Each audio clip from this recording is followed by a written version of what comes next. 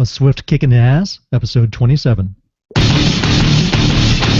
All big changes start with a swift kick in the ass. Join the journey of lifelong friends, John Curren and Tom Stewart, as they make conventional thought bend over and take a boot to the keister. Warning, listeners may notice a force equal to or greater than needed to get your ass moving. A swift kick in the ass. Living life on your terms. Welcome, I'm Tom Stewart, and I'm joined with my lifelong friend, John Curren, and another friend today named David. David comes to us all the way from Guatemala originally. Obviously, he lives here now, and I hang out with him and go to church with him. And David has a very interesting story, and I asked him to come in as a guest because I think he could share something about ordinary people going through extraordinary change. So we wanted to hear a little bit about David's story and where he comes from and how he's overcome some rough spots in our life that everyone faces, and I think it will enlighten you. John, welcome. Oh, thank you. Yeah, this show is about the swift kick in the ass that we receive throughout life, and what we learn is that when we get kicked down, we have to learn how to stand back up, pick ourselves back up, and I think David's story is just that, exactly. David, maybe you could tell us a little bit about yourself. Okay. My name is David Robles. I was born in Guatemala. I was do you want the full? Well, whatever you're willing to share. I mean, what brought you to America, and when did you come to America? Right. Yeah, and talk. Exactly. You got to get like right up, almost like you're kissing that mic in order to hear it. Okay. I'm sorry. Anyways, I was born in Guatemala City. I was the last child. My mother.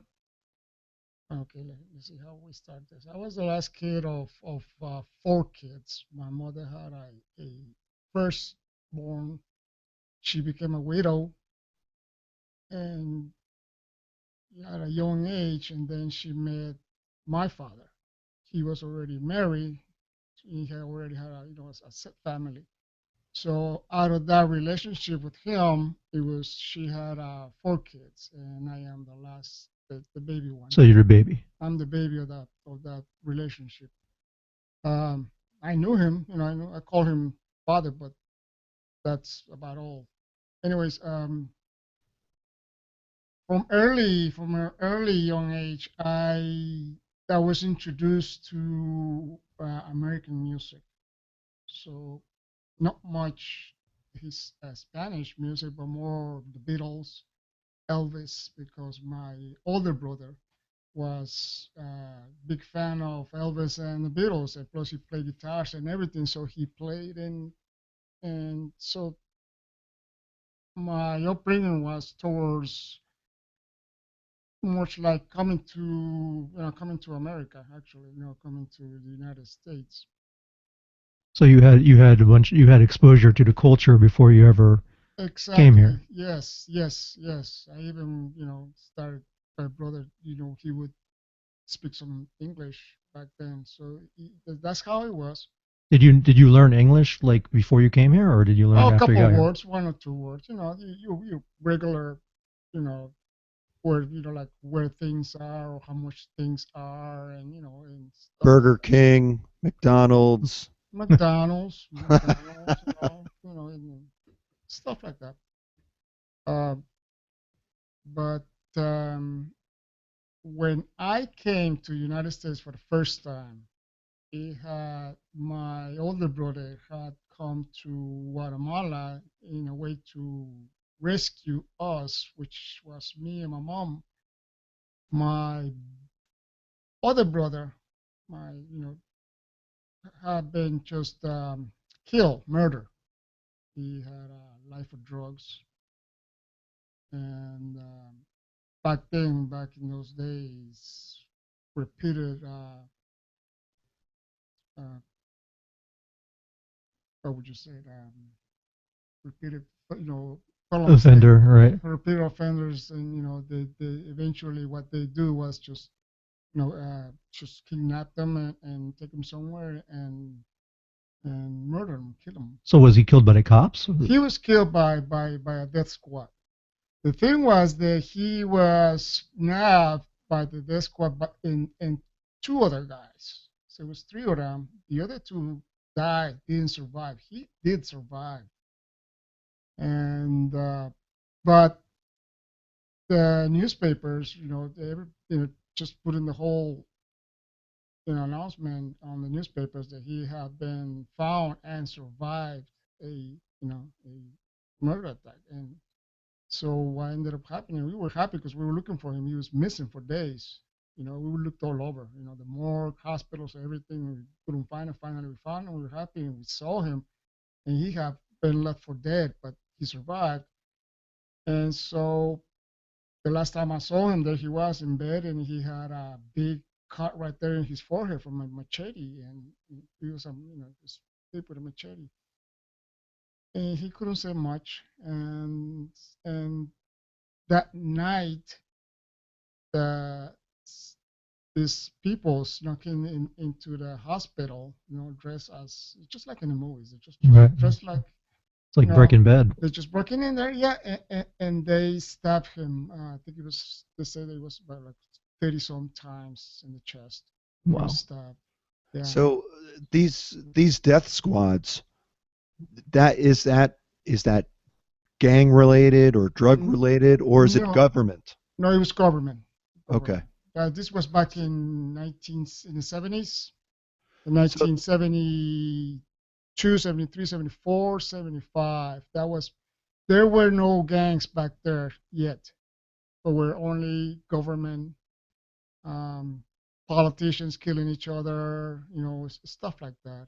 so this is the place where you grew up was Guatemala City. Guatemala City. So a big city full of people, and I can't even imagine what it would be like to be a child growing up with all of this violence around you, death squads, and I mean that that would either make you or break you, I think.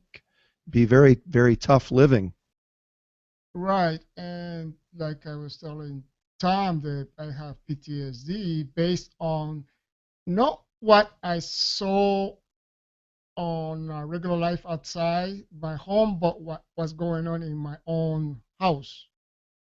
And my brother, the one that was murdered, he was my terror. He was very heavy on drugs, and he was also very, very resentful towards my mother and towards my father. He very bitter about my mother having a relationship with this man who was married, and he pretty much didn't want to leave. He was very, um, I guess, sad of leaving and stuff like that. And so whenever he overdid it with drugs back then in the 60s and the 70s, whatever, he would come home and he would just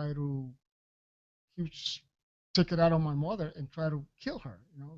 He just wanted to kill her. And so that was me watching him coming and going, and there were no calling the cops. You just had to run to or go to the police station, available, and try to see if you can get a couple of officers that will come with you. And so that was my life for about 2 years, I believe, very constantly, mainly on the weekends, I remember. So that's that right there, I think it affected me mostly. That living under, not knowing what was going to happen, from one night to the other. Right. How old were you at that time? Uh, well, see, he was murdered when he was 24. He was, I believe he was 8 years older. I was probably 12, 13, like 12, Wow. 13, 12, 13, 14, towards going to 15. Those were the tough years right Yeah. there. And those are the years that usually kind of change which path you're going to walk down too. Exactly. Yeah. And that's how I developed my fear for drugs and alcohol. And so ironic because I ended up doing it myself. So it's like And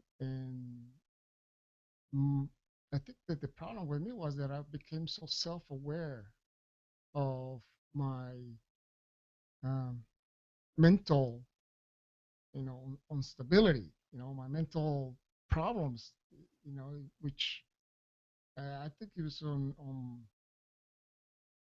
I wouldn't say that I was fortunate to know, but I think ever since knowing that my, my frame of mind is not normal, it's been a struggle, trying to get Yeah. by. It's really So so. so take us. So how old were you when you came to America? I was 15. 15. So after being in that struggle, then you came to a new country and had to learn a new language. Exactly. Did you start high school here? No, I went to middle school. I went 1 year to middle school. They put me. I was in seventh grade. Did they stick you? Were you isolated with other kids away from the because you didn't speak English at the time, or No, no, no. I went to actually my brother put me in a Catholic school, private school, and I thought that everything was going to change. I thought everything was going to be, just great. I was so happy. This happened to be Chicago. I went to the big city in Chicago. Chicago was a great city, but soon I found out that my brother, my older brother, he was an alcoholic, a drunk, and he was living there. He was making a lot of money, but he was also wasting it away, and he also took it out on me. I was like, so he his frustrations, he had also some kind of resentment towards my father because he wasn't his dad. Um, you can imagine that, it's all screwed up.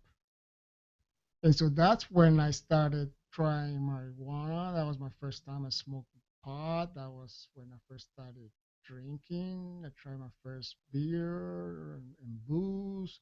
I dropped out of school. My brother, he allowed me to drop out of school and just get a job. So I started bussing tables in the big city. This city is it's just like like they put them in the movies. It's a big city, and you work in places where you see beautiful women and stuff, and the booze comes and goes, and that's how I started drinking. And of course, because of my upbringing, I was very shy. I was a wimp, afraid of getting hit, uh, afraid of anything. I wouldn't speak. You know, And when my first time I got drunk, it just loosened my tongue. I said, okay, this, I like this. And that was me. And that's how I got addicted to alcohol. And and it wasn't long when I realized that I said, yeah, I'm an alcoholic. That was the the kick in the butt when I realized that I'm an alcoholic, so I need help. But at the same time, I wasn't really looking for help. I was just thinking that it got really complicated. It can be very, very complex. It's like, oh boy.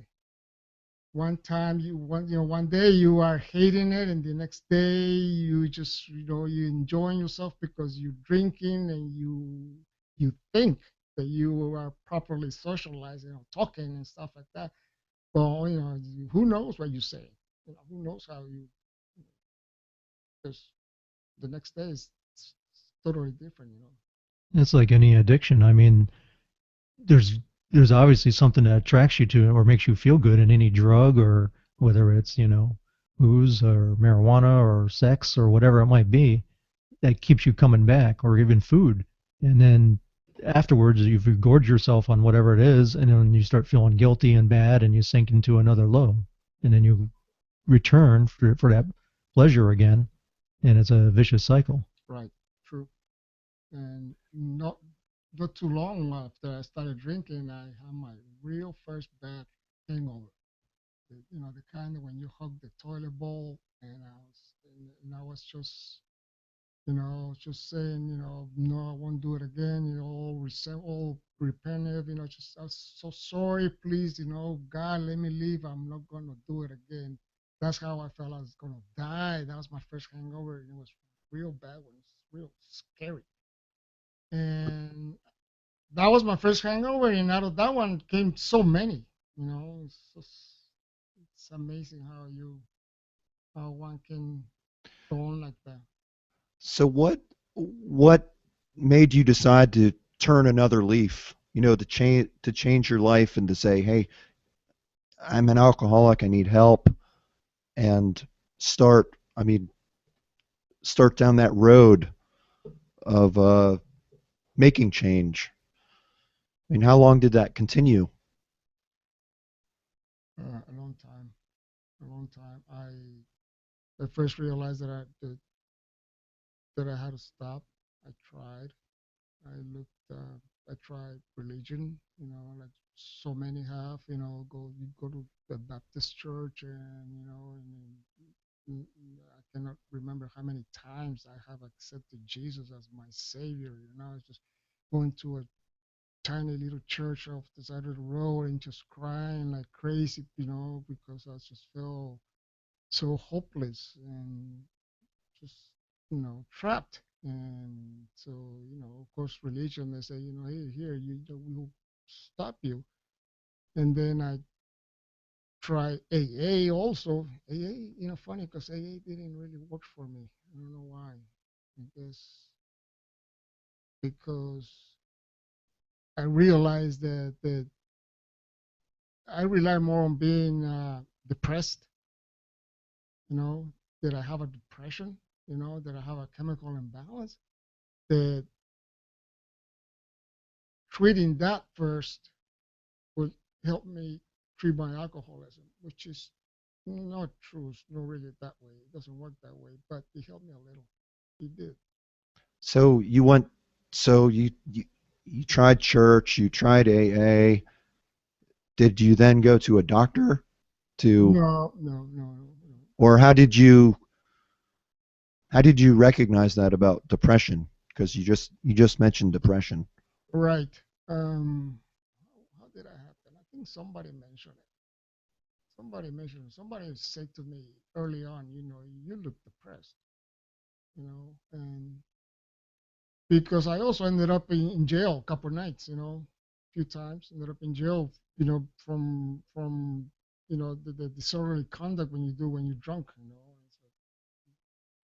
It's I was lucky that I never really committed a crime under being drunk, that I would end up in prison, but I did end up in overnights, like they call it, in jail, arrested overnight, and the next day, they just go to the judge, and I think that was it. But nights in jail are very, uh, for many, can be a swift kick in the ass, but it wasn't for Absolutely. me. It wasn't for me. I was like, in a way, it was. It is funny because from when I was a kid, I said I'm afraid of drugs, and yet I ended up doing them.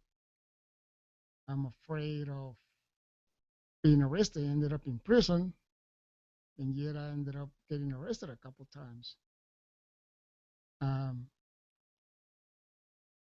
I have to say that I did contemplate a suicide a couple times because I saw my brother try suicide also. I tell you, my life story, it,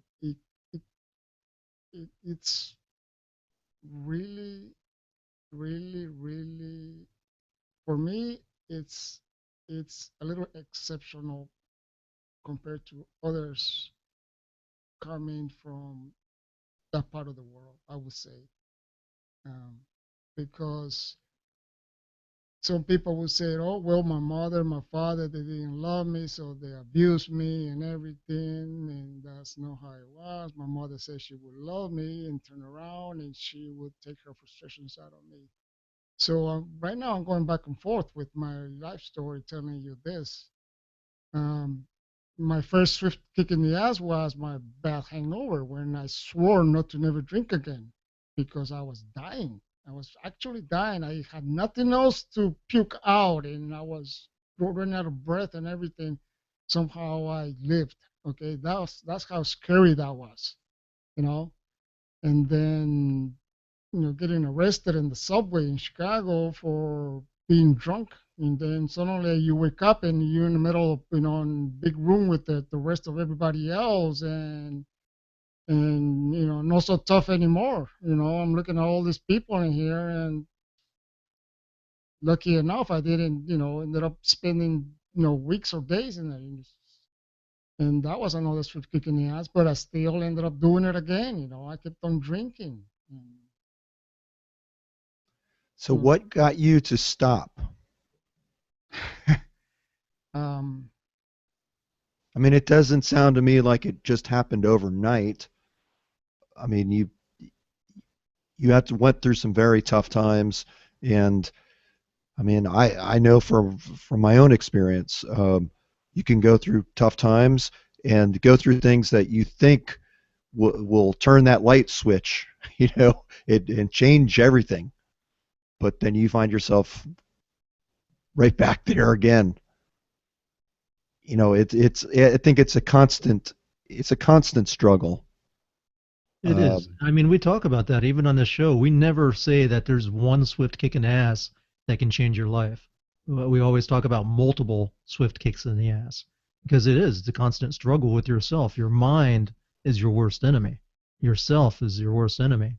And you know what's right to do, you know how to change it, but following through and actually keeping the consistency of change is it's very difficult. It's probably the most difficult thing in the entire world.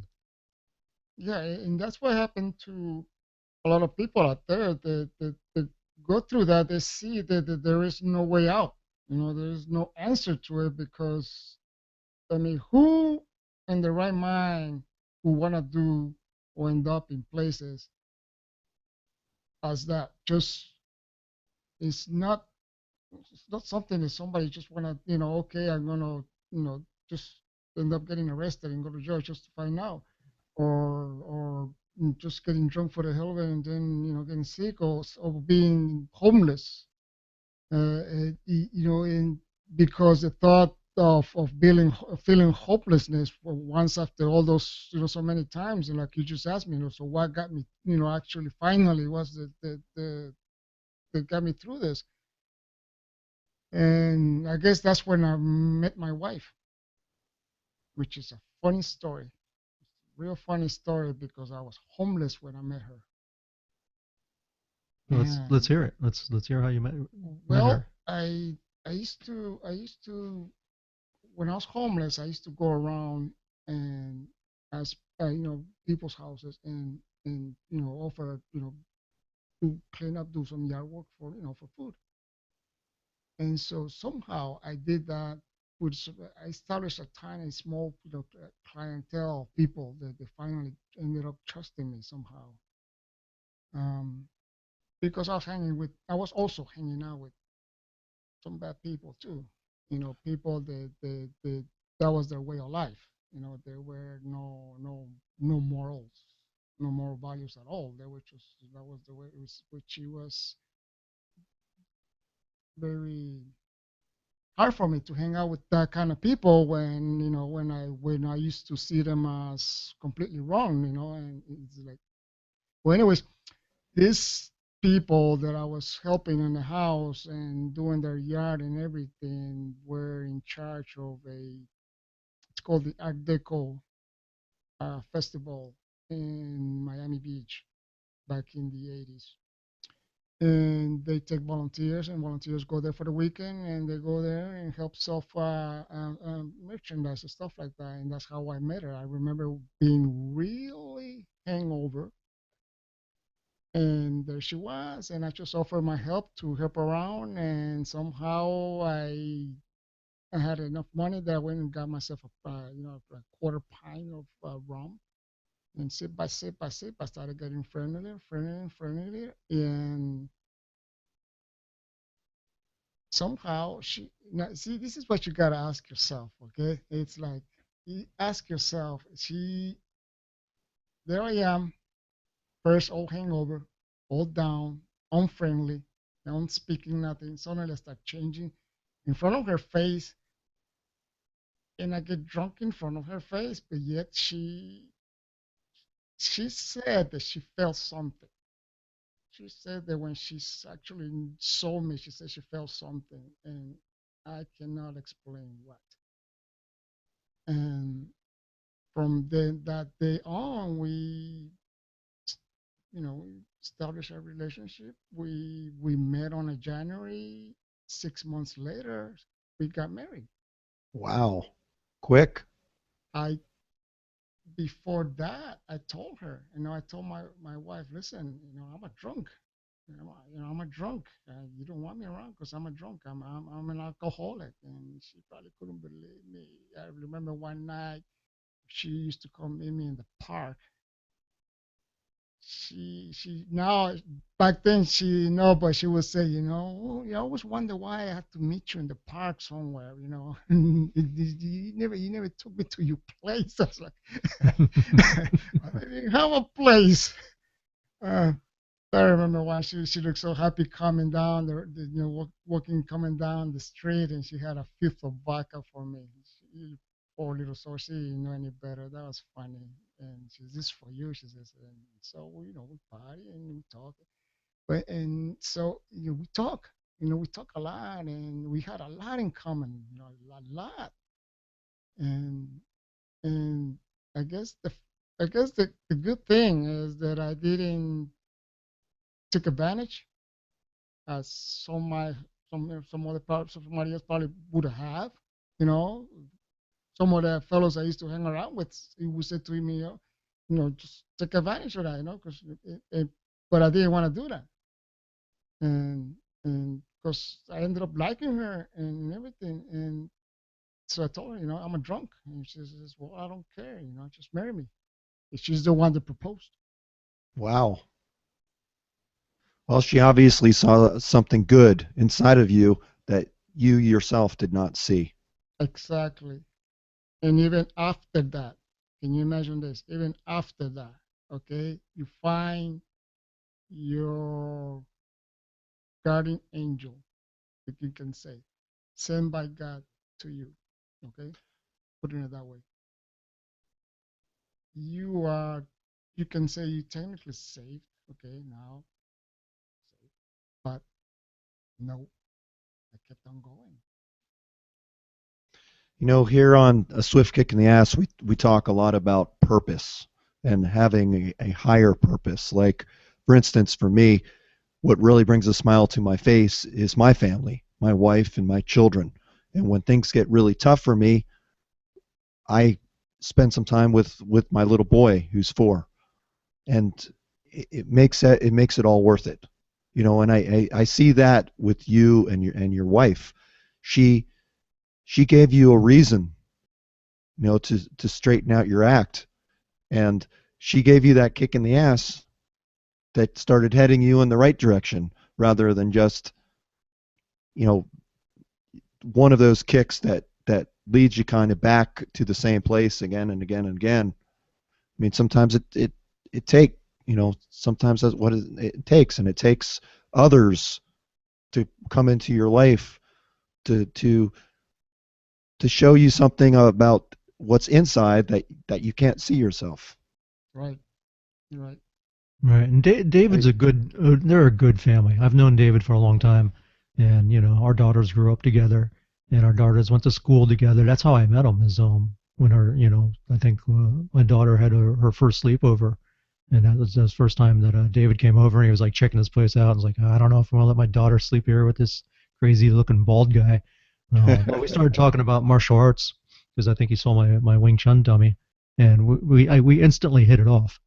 And David is also the kind of guy that when I lost my job and I was down and out, I think it was 18 months without work. He's the one that came and offered. He says, "Hey, I'll pay you rather than I don't forget how his daughter was getting to school at the time, but I'll pay you." And I ended up funneling it to my mom, but still, him and his wife came to help us because they knew that we were in a tight spot. And there's not many people that do that. A lot of people feel bad for you, but He actually had cash in hand. And I know he didn't have a lot of cash to give, but he still was that kind of person. That makes a big difference. I mean, it's those little gestures. It's the really the little things that count. I agree. I agree. But one of the messages that I have gotten by reading books, reading the Bible, all the stories, all the great philosophers, and the teachers and the rabbis and all that, is that it helps a lot when you get out of yourself and help others, you know, Yeah. and you get out of yourself and then and help and always think about what others don't have or been through and where you are at the time. I think that's something that I believe that it works, and I believe it has worked on me. Try to be selfless. Um, it still comes back. It still comes back and haunt me. Once in a while, I'll feel the thirst, or once in a while I'll feel very down and out, even though I'm on medication. Uh, it comes back, and by the grace of God, whom I happen to believe in, I I make it through because it's a 24-hour thing. It's that's I never, well, I used to, but I stopped projecting uh, a long time ahead, thinking we're never gonna survive, because the way I feel today, it's just today is today, and that's it. It's only 24 hours, and that helps a lot. Just keep moving forward. That's that's good. Keep up the fight and keep trying to make things better. You know, making change in your life is very difficult, and it's a lot of hard work, and it's I think the journey. It's never a destination. It's never you will never ever reach a place to where you are completely happy, and that you don't want to ever change anything else. That's not the way life is. I think our life is our experiences. I mean, not only every day, but I mean every moment, and it all adds up. Um, it makes life interesting, and I agree. I think we can help each other, and we can all learn from each other as well. And I mean, I love to hear stories where when people are down and out or going through a difficult time, someone steps in and gives a hand, or even if it's a small gesture, but goes out of their way to help others. I think that makes a huge difference in their lives and everybody's life, because I think it makes the world a better place. Absolutely. Yeah, and David's I know he's coming across and telling you the bad things of his life, but I see a lot of positiveness out of David too. I mean, he's spiritual. I always enjoy talking with him. We used to work out together for a while. He's active. He runs. I mean, he's into health, and I think that's a good thing. It's training. I know it always picks us up, and me and John have had several podcasts here where we're talking about how we're trying to get back into shape, and it's hard. And even to count up, me and David for a while were meeting on Saturday mornings, and it was probably my fault because sometimes I would sleep in and I'd be like, oh man, I don't know if I can make it now, or I was at jujitsu class or something like that, and I was like, well, how am I going to work out now? Well, so I've already had a workout, so I feel bad because sometimes have fallen down and not showed up, and not, I guess maybe David needs to hold me more accountable. Oh, okay. I can do that. You just opened the door, Tom. That's right. But Yeah, it's a I'll tell you, it's no matter how difficult, no matter how impossible, no matter how hopeless it seems, it's accept how you're feeling at that moment and just live through it. Okay, live through it because oh, by the way, did I tell you I went like for 4 or 5 days without eating one time? It's like that was ugly too. Going hungry. Uh, but just go through it and don't do anything crazy. You know, don't don't do anything crazy because then it gets even worse. Just accept what's on you at that moment because tomorrow, who knows? Tomorrow is different. It's tomorrow's another day. It's only 24 hours. Because that's about I can say to anybody out there, regardless. I say it if I'm saying it to them or to anybody, I'm saying it to myself at this moment too. And, and that's the other thing I do. I what's the word? I auto analyze myself. I Hmm. do my own, tuck down and I tuck myself out. Self therapy. It's my own self therapy, and I guess that's part of my craziness because I ended up talking to myself and talk back too. How come You I know get answers? what I hear you really saying is when things are tough, don't get too down on yourself and realize that tomorrow is another day and another opportunity to do things better. And just go at it keep going day by day, and you'll get through. You just have to keep pushing, and tomorrow offers another chance for you to do that and to change things. You obviously have changed your life a lot. You're married now. You have children. You're not homeless. You're exercising more than Tom and I. Uh, you've brought this into you've made huge changes into your life. And anyone can talk about changing, uh, and do something once. Uh, that doesn't make that doesn't really make a change. That's You've done something once. In order to change, you need to build that into your life, and that takes Hmm. time. And it's a daily progress. Yes.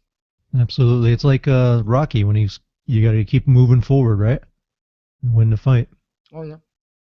But in my case, fights. The fight never stops. The fight never stops. Just that's how it is. Go on, go on. Everybody's psyche it's different. You just if you can learn how to talk yourself out of bad things or into good things or whichever it is, because that's how wisdom comes. Wisdom when you know what the consequences of any action you're gonna do.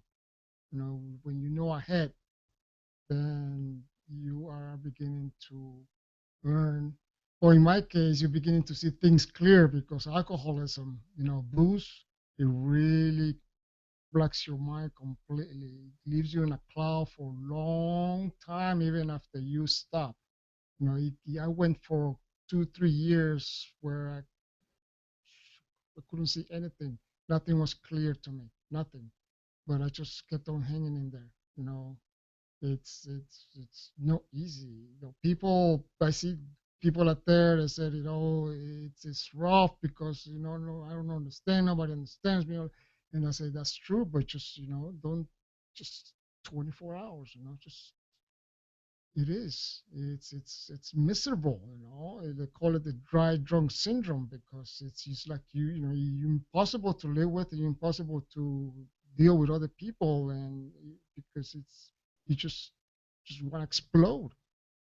And so eventually it clears out little by little. You start, the fog in your mind starts lifting, and and so you see once in a while clear things, and that's a good feeling, you know. I'll tell you, that's a good feeling when something makes sense, you know, something positive makes sense. It's like it's a good feeling inside. It's like yes, okay, yes, you know, I'm starting to live now. Because before that, you're not living, you're just Existing. existing, you Yeah, know, so exactly. so David, how how did you go about giving up alcohol? Was was it cold turkey? Did Yeah, you cold just turkey. stop one day? You just decided no more. This is it. Well, no, well, in a way, yes, but I did, you know, fell off the wagon a couple times, you know, and I have. It's not that, it's not that really, you know, let me be honest enough to tell you that I sometimes feel that when it comes to alcoholism in me, I probably never hit rock bottom.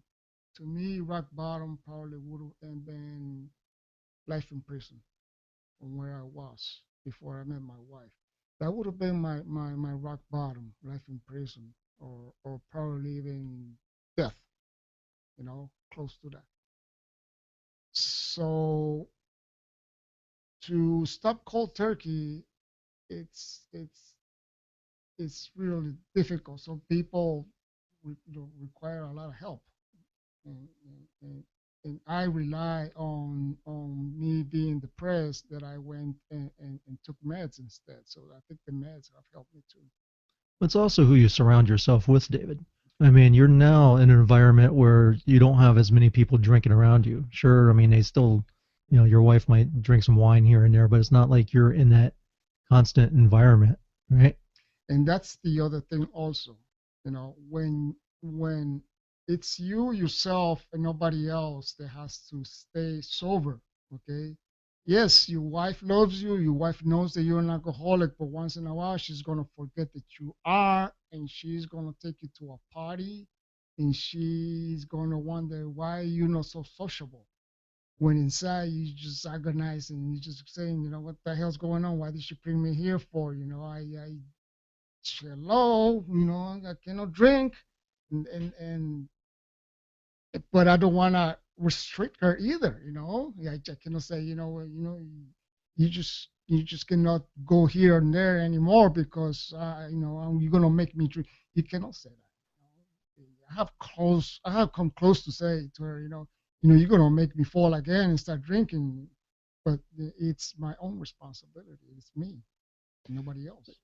I'm interested in knowing, do you feel like just one drink would just set you back on that course? No, no, I I tend to deceive myself because it's a double-edged sword. This analyzing and all this philosophy learning and all this reading and all this stuff, it can really deceive you in a way where you can say yes, one drink is no problem, and that's dangerous because I have done it. You You know, justify it, right? you justify it. Yeah. Yeah, yeah. The reason I ask is because I used to smoke cigarettes from in high school. I started smoking cigarettes, and I was a heavy smoker for many years. And the way I quit was cold turkey, and of course I fell off the wagon several times. And in fact, I smoked for several years, and I quit for several years, and then I went on a long car ride by myself, and I was on vacation. I was bored, and I thought, oh, I'll just pick up a pack of cigarettes to smoke while I'm on the road, and I'll give that up. I've quit before. It's no big deal. Well, yeah, I quit again several years later. And I recognize that if I have, and it's been over 15 years for me now, since I quit smoking cigarettes. I realize all I need is that one cigarette, and I'll be back. I'll be back at a pack a day again. So I avoid that. I will have a cigar every now and then, but I think that's even been years for me. Um, and then that's more of like a social thing, um, like for celebrating. Right. But The fact that you don't need it, it's I used to smoke too. I was a pack a day also, but my my reason for stopping was that it didn't fit with what I like to do, which yeah, it's working out and exercise and running. Running was my passion. So you interfere with that, But yeah, stopping is not easy. It's like I remember was I started. I bought those nicotine gum. I would chew a couple of those and at the same time smoke a cigarette. Can you imagine that? Uh, yeah. The Very way I dangerous. quit, the way I quit is that I was sick.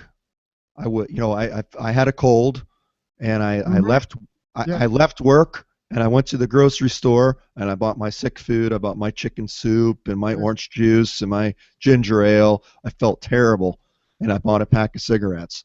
And I remember I was sitting on the couch at home and I ate my chicken soup, and of course you want a cigarette after you eat. So I lit up the cigarette and I just coughed my head off. And I thought, what the heck am I doing? I can't do this anymore.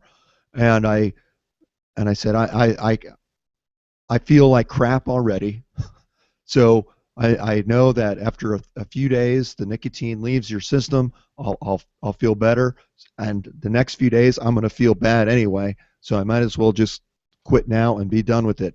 And I had that fresh pack of cigarettes there on my counter, and I thought, you know what? If I want to start again, they're right there for me. And I haven't smoked since that time. But I always remember too that and for years I would have urges.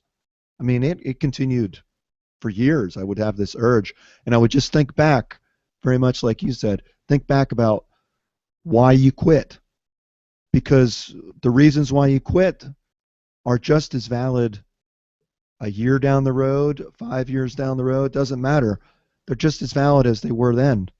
So if I ever get an urge, I always think back.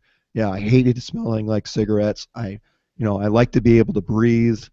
Um, the taste in your mouth, it's just not even worth messing with. So, and then it passes. So, I mean, even though 15 years down the road, I'll think about it every now and then, but I know better now. So it is a constant. It's the battle gets easier, I guess, is what I'm trying to tell people out there who are facing their own addictions. Um, and we all have our road that we need to travel, and we all have the cross upon our back. Um, and I hope that this discussion here will help other people recognize that they're not alone in these challenges, and a lot of people have gotten through them before, and so will they. Absolutely. And I think that's a good time to wrap it up. I want to thank David for coming on because it's hard to share personal stuff like that, but I Yes. think he will help people immensely by being able to relate and being able to understand, his pain. I'm sure many other people have the same pain and can relate and kind of seek, purpose and potential to change their own lives. Yes. So thank you for coming, Dave. Yes. Absolutely. Thank you very much, You're David. welcome. And So to all of our listeners, thank you very much. Please remember to leave your comments on iTunes, and see you next time. thanks for listening. Thank you for listening to A Swift Kick in the Ass podcast. We hope you enjoyed today's content, and we ask you to please leave us a review in iTunes. Also, head over to aswiftkickintheass.com to get a free copy of the Simple Spelling Tool.